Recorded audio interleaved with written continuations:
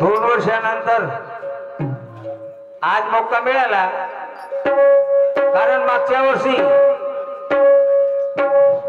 मोठा विचार आला होता।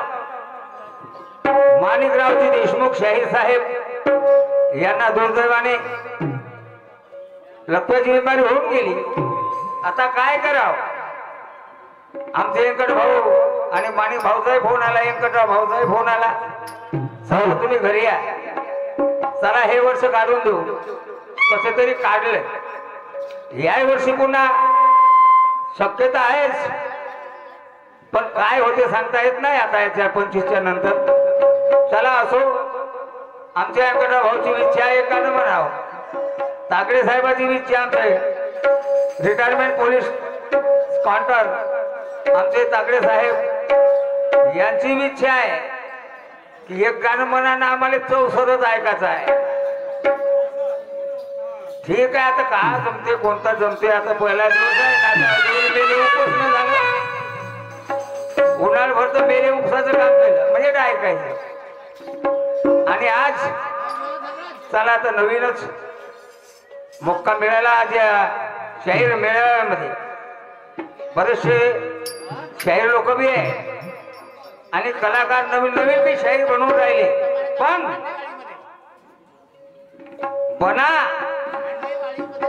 पण त्याला आपला बनवून घ्या, नंतर तुम्ही बना, नाहीतर मग तुम्ही त्याचे बनवून राहा। तुका म्हणे त्याचे वारे, देव तुमच्या मरली मरे ना। जर तुकोबाजी कांता सांगे लोकांपाशी, असं नाही, सांगी वांगी नाही, काहीतरी त्याच्यामध्ये गुण पाहिजे हो।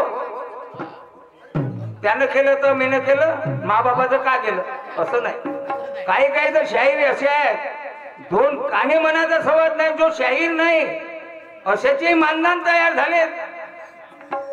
दलाल खुलले, दलाल पैसे द्या। वाघमारे दलाल आमचे मारोडीचे 7,000 रुपये वसंतराव कडूचे खाल्ले।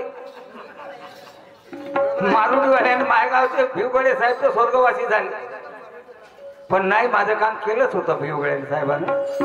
म्हणून नाही बाबा, कोण फसू नका, जो करते त्याच्याच मागे लागा, त्याच्याच हाताने मानधन करून घ्या आपला। चाय 25,000, आता जो शाहीर नाही ना, तो बी अंदरून 25,000 देते, 20, 30, 40,000 खर्च करते, घर बसल्या भेटते ना। नवरा मेला तर बायकोली भेटते, मग आज गेले 25,000 तर काय फरक पडते, असे बी काही लोक आहेत। दादा फसा नको, चांगल्याच्या हाताने मरा, शहाण्याच्या हाताने। म्हणून मी काय म्हणतो बघा,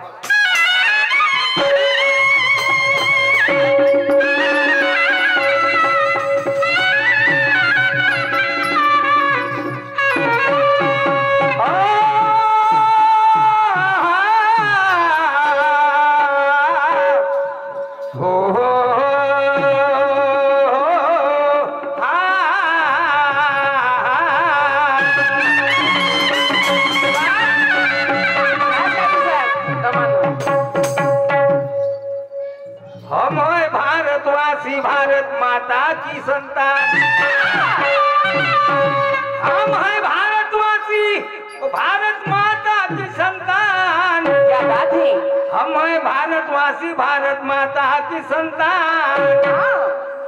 मर मिटेंगे मरते दम तक, मर मिटेंगे मरते देश के खातिर, हो जाएंगे सब कुर्बान कुर्बान। म्हणून देश और धर्म से भी हम प्यार किया करते हैं, देश और धर्म से भी हम प्यार किया करते हैं, तन पे आने वालों का भी हम खून पिया करते हैं।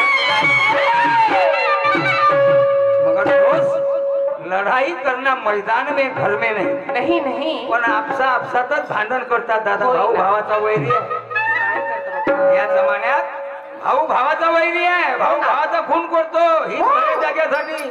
पण नाही दादा रे, भाऊ भूज ओळखा, रक्त ओळखा, पण काही काही माझे बांधव माझ्यासारखे मूर्ख नाही ओळखू शकत, झगडे करतात।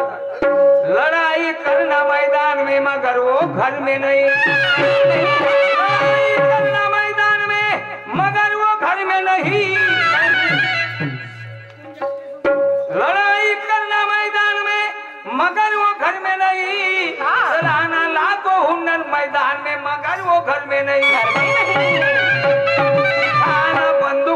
मैदान में मगर वो घर में नहीं, कटाना दुश्मन का सर मैदान में मगर वो घर में नहीं।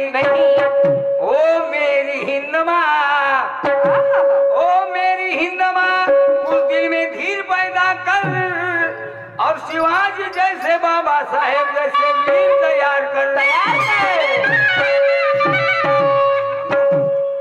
पहा कोणाला कोणता शौक असतो, सागळे साहेब कोणी जुवा खेळतात, सट्टा खेळतात, नंदी खरा खाते, कोणी कोणता शौक करतात, कोणी कोणता करतात, पण दादा काही भाग झाले, लाख नाही झाले, म्हणून व्यसनाधीन जाऊ नये दादा. व्यसन हे वाईट संगत आहे दादा. म्हणून मी काय म्हणतो, माझी परिस्थिती तीच आहे आज. विचार नव्हता माझा, विचार नव्हता लग्न करायचा. श्रीहरी आला, व्यंकट भावाला करून टाकणं लग्न, पोरगी सुंदर आहे, हे करून घ्या. करून टाकलं, पण नाही दादा मी गरीब माणूस आहो, फसल पेरली वावरात, काय करू. नाही नाही नाही, अरे कर ना, करून घ्या, पोरगी उभी आहे माग. उद्या म्हणतेस ठीक आहे, तू ऐकलं म्हणून लग्न केलं. शिकलेली होती ना, म्हणलं मी अडाणी माणूस आहो, मी अडाणी माणूस आहो, लग्न करून टाकलं. पण माझे नशीब फुटके निघले. कसे कसे केलं लग्न, कसं कसं केलं बघा. कसं कसं सांगा, सांगते नंदी, ऐकून घे. मला असं होईल कधी कोणी सोचत नाही. हो माझं वाईट होईल. लग्न केल्यावर चांगलं होते ना, वावर पेरल्यावर फसल येते म्हणून येते ना. हो पण पहा, जे लिहिले संचिती कधी ना चुके कल्पांती. मला माहित नव्हतं पहिलं, मला माहित नव्हतं पहिलं असं घोटाळा होईल. मला माहित नव्हतं पहिलं असं घोटाळा होईल. मला माहित नव्हतं पहिलं असं घोटाळा होईल. मला माहित नव्हतं पहिलं असा घोटाळा होईल. माहित नव्हतं दादा, असा घोटाळा होणार होता. आमचे पोलीस ऑफिसर तागडेजी साहेब यांच्याकडनं रिटायर झालेले आहेत आता. पण मोठा शौक यांना पाहायचा. ज्ञानेश्वरा पार्टी तयार करा म्हणे, ज्ञानेश्वरा लवकर पार्टी तयार करा. म्हणलं ठीक आहे, तुम्ही म्हणता तर केली. मला माहित नव्हतं पहिलं असा घोटाळा होईल. मला माहित नव्हतं पहिलं असा घोटाळा होईल. मला माहित नव्हतं पहिलं असा घोटाळा होईल. मला माहित नव्हतं पहिलं असा घोटाळा होईल. अहो पैसे नव्हते म्हणे, आता काय करावं. पेरलं झालं ना, बैल खाली राहायची, धुराचे बैल विकून टाकले. बैल विकून टाकले मी ना. माय मग बायला विकल्यावर कसं शेती करणार, आणि लग्न कसं केलं मग. कसं केलं मग सांगा. मोठ्या हौसीने लग्न केलं,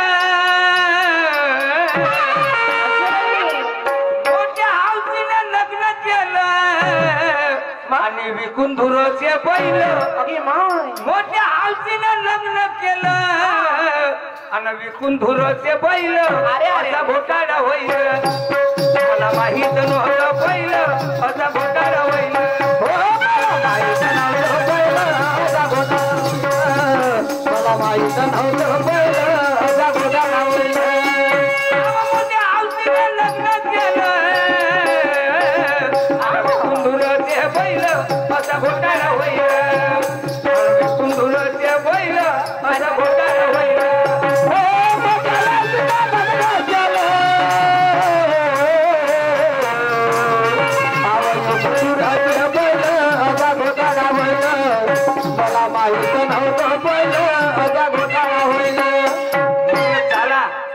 मुलगी शिकलेली आहे, मी अनफड माणूस आहो. म्हणलं हिच्या संगतीनं मी माझे संस्कार बदल होऊन जातील, मी बी चांगलं सुशिक्षित होऊन जाईल.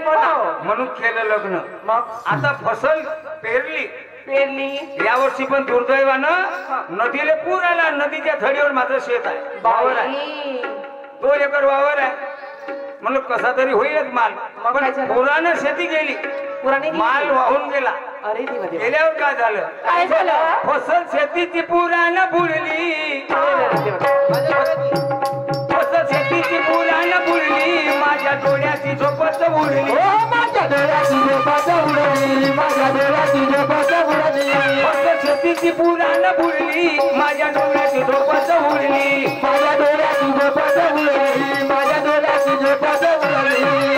काय आता झालं? काय झालं सांगू? काय झालं सांगा. त्याचं महिन्याचं सोयरी का जुडली. फसल गेली शेतीची पुरानं. फसल गेली. अरे तेव्हा कपाराने हात लावला, आता का खाईन मी आता का? आणि लग्न करीन तर ते येईल महालक्ष्मी माझं. मग का तिला का कुठे सारा? ते म्हणत तिला काय जावी. काय सारे मग? मोठा विचारात पडलो. हो ना. त्याचं महिन्याचं सोयरी का जुडली, बायको शिकलेली सुंदर पिढली. त्याचं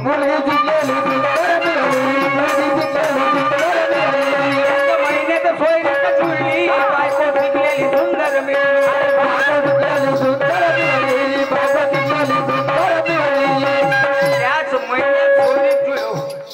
त्याच महिन्यात सोयरीक जुळली, बायको मिळलेली शिकलेली, बायको शिकलेली सुंदर मिळेली. म्हणलं वा, माझी बायको शिक्षणवाली आहे, उद्या सरपंच होऊ शकते. मागेच खोलले म्हटलं. हो, उद्या सभापती होऊ शकते. हो ना. त्याला माझ्या भाग्य सुधरून जातील. त्याला फसल गेली ना, मग जाऊ द्या म्हणून तिच्या मतानं मी वागायला लागलो. अरे देवा. म्हणलं चला हिचे विचार चांगले आहे. तिच्या मताने वागू लागलो. अच्छा. पण बायकोचे विचार अलग झाले. कशी? त्या मताने वागू लागलो. म्हणून बायको सुटली सैल, असा घोटाळा होईल. मला माहित नव्हतं पहिलं, असा घोटाळा होईल.